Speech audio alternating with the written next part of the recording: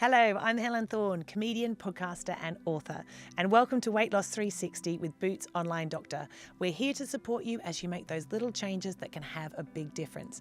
And this week we're talking all about sleep and how it can help you to slim. And as always, I am joined by Dr. Sam Willapilly, lifestyle medicine GP, author and empowerment coach. How are you today? I'm good, thanks, Helen. And we've got a special guest today, the wonderful Dr. Mark Perera. Hello, Mark. Hello. Tell us what you do at Boots Online Doctor. So I am the men's health lead and the sleep medicine lead. I love this. I'm so obsessed with sleep now. And at the beginning of my weight loss journey, I was so surprised about what an impact sleep has on how I felt about, food and energy levels. And we're going to get into that. So as always, we start off with a bit of a quick introduction. Mark, tell us what we're going to tackle today in this special sleep episode. So today we're going to talk about the interrelationship between sleep and weight. We're going to talk about how sleep can affect our food choices. And we're going to talk about how to improve our sleep. When I started out on my weight loss journey, nearly 3 years ago, I didn't realise that I was thinking that not sleeping or getting the most out of my day was actually winning. Like the kids would go to bed and I'd think, oh yes, I've got like 2 or 3 hours. I'd stay up till midnight. I felt like I was being productive, but actually getting to bed by 10 o'clock feels like winning the prize. Like actually having some decent sleep, letting my body rest and recharge was one of the greatest gifts I could give to myself, and now I can't get enough of it. But okay, so I want to get into the nuts and bolts of sleep, because I think naturally we think if we're awake we're burning calories, we're moving, and it's sort of the opposite. You think, oh no, I can live off 5 hours. Who was it? Margaret Thatcher who said I can live off 5 hours sleep. But look, if there are listeners out there wondering what does sleep have to do with weight loss? How is it interconnected, interrelated? Help us, Sam. Well, sleep is a non-negotiable for good health. So let's talk about this 360 weight loss journey as a health journey as well as a weight loss journey. So we really want to look at how sleep is integral in the domain of weight loss. So what we know about sleep is that it impacts our hormonal system. Okay, so the ideal length of sleep that we are asked to aim for is between 7 and 9 hours a night. Okay, and we know that our sleep impacts our hormone system. So I'm going to pick. There are 2 significant hormones. One is called leptin, and it is our satiety hormone. So leptin tells us when we are full. Okay, right, yeah. It's a hormone that signals our brain that we are full and we don't need to eat anymore. And there's a second hormone called ghrelin, and this is our hunger hormone. So it tells us, oh, you're hungry, you need to eat more. Makes us growl a bit, Makes doesn't us growl. That's how I remember it too. They do sound like bad guys from the film, like, oh no, he's coming again. So exactly. So we want to keep these in balance, because obviously they are part of our function of eating our appetite, but we want to keep them in balance. And what is known is that when we don't sleep enough, when we have less sleep, then we do not produce as much of the leptin that tells us that we're full and tells us we've had enough to eat, and we produce more of that bad guy, the ghrelin. So our tummy will be telling us, or our hormones will be telling us, that we're more hungry, and we will tend to overeat if we've not slept enough.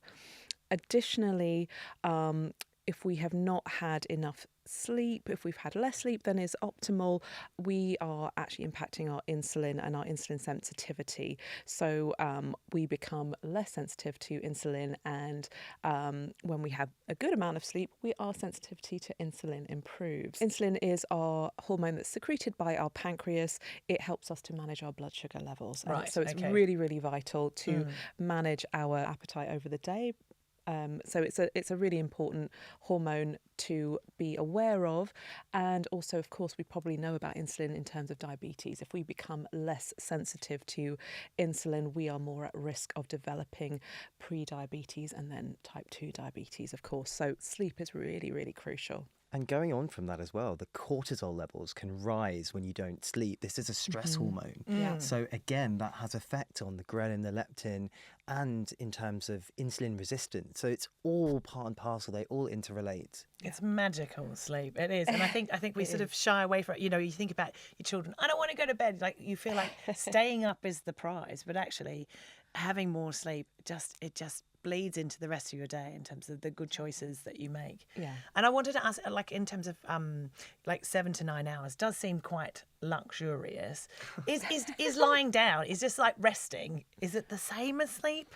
I would say rest is not the same as sleep, but rest is also really important. So me being on my phone an hour before bed, lying down, it's not the same. Damn. Not the same. It's Sorry. still good for you though, isn't It's it? still So good. it's going to Rest shut is down your good. brain activity by Yeah. 50% if you just close your eyes. Yeah. Right. So okay. super important that even if you can't sleep, because 1 in 3 people in the UK That's what I was going to have say. issues with Yeah. sleep.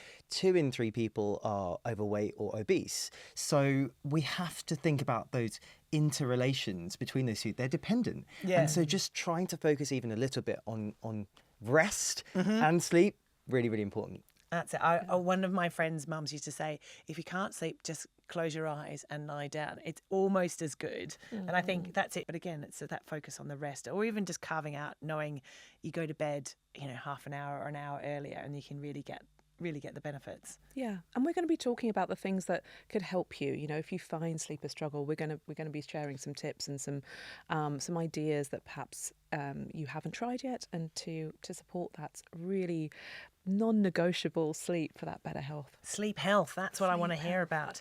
So, Dr. Sam, you said that we need 7 to 9 hours sleep. But what happens, Dr. Mark, if we don't get it? What if we get less than that? What's going to happen to our bodies? So we know that if we don't get that 7 to 9 hours, we absolutely feel like a zombie when we're awake. And so it affects our concentration massively. In terms of other ways that reduced sleep is going to affect you, we've got to think about it, kind of stratify it into mental and physical. If it's mental, we know that we feel stressed if we haven't slept properly. And we can feel more anxiety and depression because of that. Similarly, on the physical front, it affects every system in your body or sleep. So your immune system can suffer, you can get higher risk of heart disease, high blood pressure, and then obviously we know your waist circumference can increase as well. You store more fat. So it's so important to aim for that 7 to 9 hours. You kind of, I would say, we're so good at charging our phones, right? We plug our phones in. We know we've got we want 100% battery when we wake up with our phones, because we need that to function. It's a bit like ourselves. I feel like that's what sleep feels like. We have to have a full functioning battery, otherwise all the apps aren't working. It's a great way of It's thinking a really of it, good analogy, right? right? Like, we recharge our phones, why don't we recharge ourselves? And prioritize that, right? Because we know in our minds we're going to be kind of stuffed without good sleep. And I know lots of us do struggle with sleep, so we're going to give some help with that. Going back to your battery analogy, if we saw our battery at 25%, I would be panicking. Oh, nobody You wants know? that. No one wants to be in that But red then zone. Our No. own bodies, we let it might go down to that, and we don't think about it. But if we think about it in a really great example, I think it allows us to realise how important globally it is for our health. Now, I'm obsessed with muscle mass, because I think as we were saying, we work really hard to build up our muscles in our body. But you're saying lack of sleep, it just disappears. Well, no, it doesn't disappear. It Don't won't do me disappear. gloomy, but it can. It won't disappear, but it does impact if we don't sleep properly, because there is a complex interplay of hormones in our bodies. Testosterone, for example, growth hormone, that impact our muscle mass. And when we don't sleep well, though, that is all impacted and interrupted. So we have a tendency, if we're not sleeping great, if we're not having that magic 7 to 9 hours, to lose more of our muscle mass in preference over that fat tissue, which we really want to lose. So again, emphasising what a sort of globally beneficial thing that good quality sleep is. Absolutely. So we know that lack of sleep can really affect our impulse control and portion control. And then we get those urges for the bad bits. We're talking about those high fat, high salt, high sugar foods. The carbs. Sounds delicious. Exactly. Carbs. That's what Yeah, you're yeah. craving. The Yeah. pasta, the Yum. rice, the Yeah. potatoes. All of those things make us feel better because our reward centers in our brain are actually more sensitized when we haven't slept. And so you, on average, increase your calorie intake by about 300 to 350 calories. And that builds up week on week. And that's how you can gain weight. So it's so important that if you address that sleep early on, it can improve your health long term so significantly. Yeah, and it just gives you that when you've had a bit of sleep, you do just make better choices, don't you? You have that time to sort of catch yourself, because we're programmed to kind of go, oh, I just want that quick hit of sugar, as you say, or fat or salt. But just having that sleep, you can just go, no. Yeah, and you don't have to get on that roller coaster, right? In the food episode, we've talked about that sort of blood sugar roller coaster. You could be chasing your tail. If you start the day with your, maybe you're craving that sugary cereal, you have that, and then you have your peak, you have your sugar crash, and then you're hangry and you're chasing around for the next snack, and it just carries on over the day. And you can imagine, as Mark said, day in, day out, if you have this chronic poor sleep, it can really tie you up in a bit of a knot. So this all sounds quite stressful, right? Because you're making bad choices, and you're probably in that cycle of like, oh, I just need more sugar and then more caffeine to keep me awake. What is the impact of stress on our bodies? It's a great question. In terms of those peaks and troughs that you get when you have those bad foods, it can lead you to feeling more anxious and depressed. It has an effect on your mental health. As doctors, we tend to look for the triad of SAM, sleep, appetite and mood. They are all interrelated. And so it's so important to sleep well, and that'll improve your overall mental health as well. Absolutely. And we're going to go into a lot more detail on this topic of Weight Loss 360 and our stress and our mental health in another episode. Right, now let's get back to sleep. Now we've talked about how we need it, but how do we actually do it? Come on, let's get the top tips. Give our listeners advice. How do we do it well? Okay, so doctors usually refer to ways to improve your sleep as sleep hygiene. That's a term that we use. This is not about washing your hands before bed. No, okay. It's not. It's not about having clean sheets. Tips and tricks to make your sleep much better. Okay. So let's start with the obvious ones. Like, let's not reinvent the wheel. Environment is so important, right? So if there's lots of noise, lots of light, think of ways you can cut that out. You can have a blackout blind, you can have an eye mask, you can have earplugs. These are all important to just make sure you're in that peaceful place for you to get that sleep in the first place. Yeah.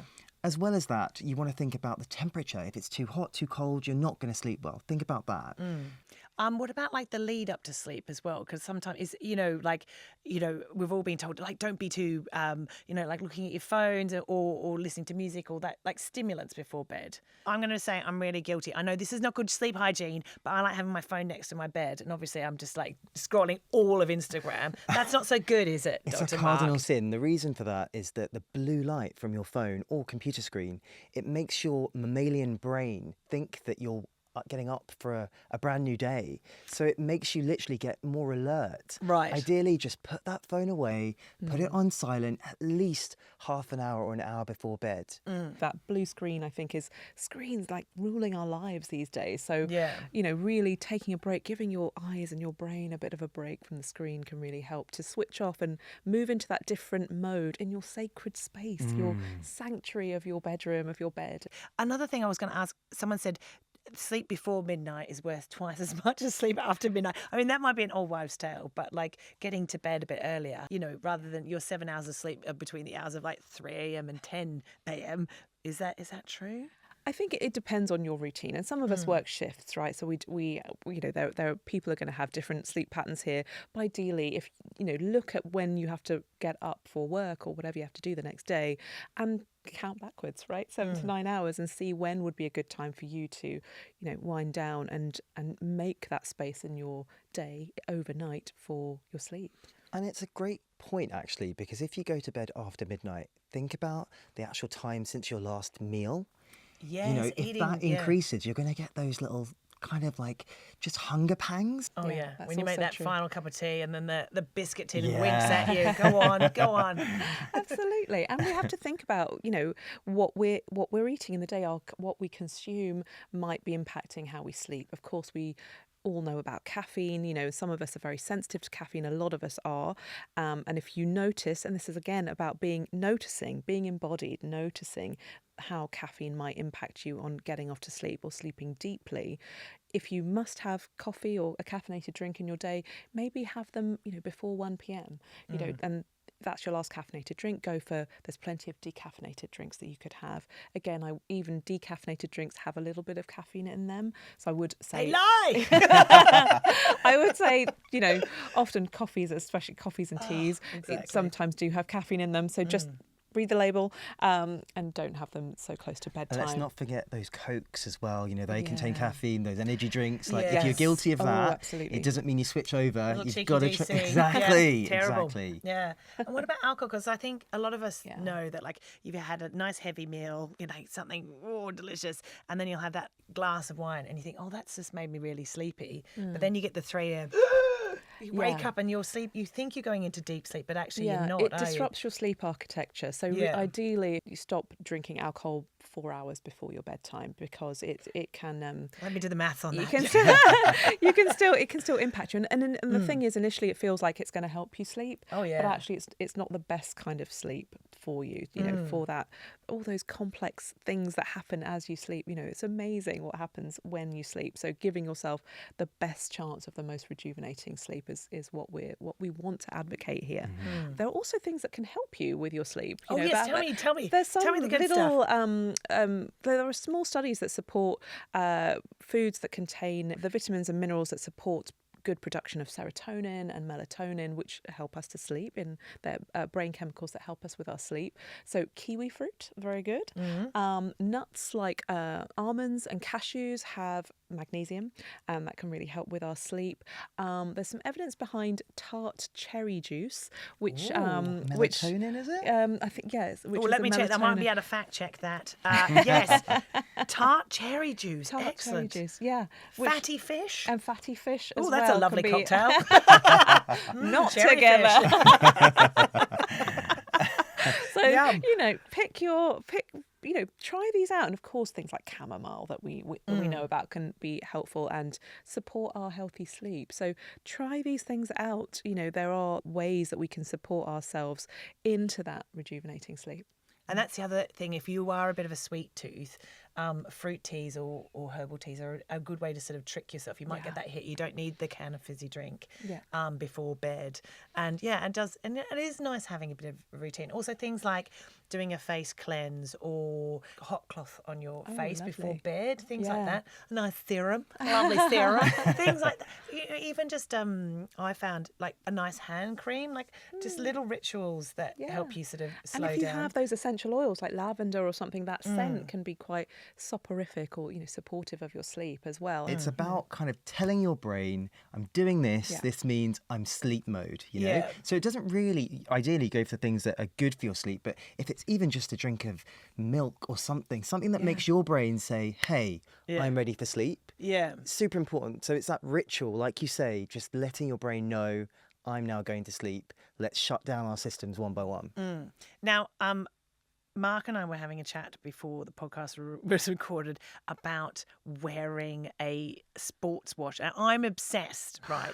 And I think you are too. I am. We I are. am. Stats. I love my stats. So you can go analog. You can literally write down, hey, I'm going to sleep now, or there's, you record in your head, I went to sleep at this time, but you can also record it on your smartwatch or wearable. And the beauty of this is that you get to see the trend. So if you have a target, hey, I'm sleeping 5 hours at the moment, I want to get to 6, 7, then you can see that and you can work towards it. It's like a reward system there. So I understand it can be quite addictive, Yes. but it can be really validating and really help you get those sleep goals, can't it? Absolutely. And I'm all about that. I love a sexy stat. And yeah, when I get over 7 hours, it's such a good Celebrate feeling. yourself. Yeah, exactly. There you go, reward, dopamine, woohoo. Exactly. And I've got a thing now with my kids, because I love to be in bed by 10, right? That's the goal every We day. love that. We love that. Anyway, so I say around about 8 or 9 o'clock, this might be a tip for other parents.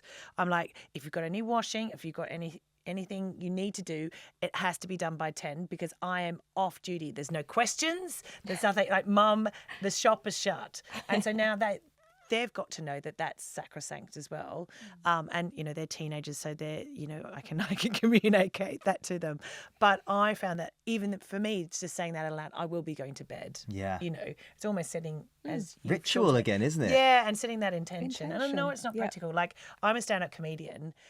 When I go and do my shows, we go out for curry afterwards. So we're eating heaps of meat and rice Rice. and having a beer. It's very nice. But I won't get to sleep until 1 or 2 a.m. because I'm pumped full of adrenaline. So I just know, and it's a bit like the 80-20 rule again, that I have to catch up in a few days' time. So don't beat yourself. It doesn't have to be every night. Okay, I love this part of the podcast. This is a question from our community. So a community member has asked about exercise and sleep. And, if they're busy during the day with work or when is the best time to exercise to get that optimal sleep? It's a great question. We're officially supposed to get 150 minutes of exercise per week, but you want to think about where you put that. You want to really tire yourself out during the day so that when you go to sleep, you're in a wind down zone. So ideally, the take home point here is don't do exercise just before you go to bed. It'll wake you up. Do it during the daytime so that you sleep better at night. So you want to really like in a pyramid, really, like the activity has to be sort of during the day and then wind down and then calmly go to sleep. Yeah. Absolutely. Don't do a Zumba at 9 o'clock at night. That's what we're saying. That's exactly what we're saying, Ellen. So, Sam, what if you've tried absolutely everything? You can't move for lavender. You're having all the calm things, but you just can't sleep. Yeah, it happens. We can do everything right and it's still the sleep is not coming, and there can be reasons underlying that. So I think if you've tried everything, we've suggested so much here, and it's just not working, it's time to see the GP, really to talk through the issues. There can be all sorts of other underlying things going on, stress, other mood issues, other... you have a partner who snores very loudly. Absolutely. It's a real issue. But, it might be time to see the GP, and it might be that your breathing is impacted by your sleep and it's interrupting your healthy sleep. So, your GP will be able to help you. It's great that you mentioned that. Always see your doctor. If you've tried everything, you've tried the lifestyle things. I'm actually going to be speaking in our bonus episode about sleep problems such as obstructive sleep apnea, which is when you have difficulty breathing during sleep. We've nearly come to the end of the episode, but we like to finish off with some top tips, some takeaways for the listener. Now, Sam, let's start with you. What would be your top tip for sleep? Yeah, so really thinking about what you're taking in your diet. So your stimulants, so caffeine, sugar, and if you're taking any alcohol as well, the timings of those things and how they're impacting your sleep, and really feeling how those are impacting you over the day and noticing if they're impacting your sleep. So really looking at the stimulants you might be having over the day. So by that I mean your sugar intake and your caffeine intake.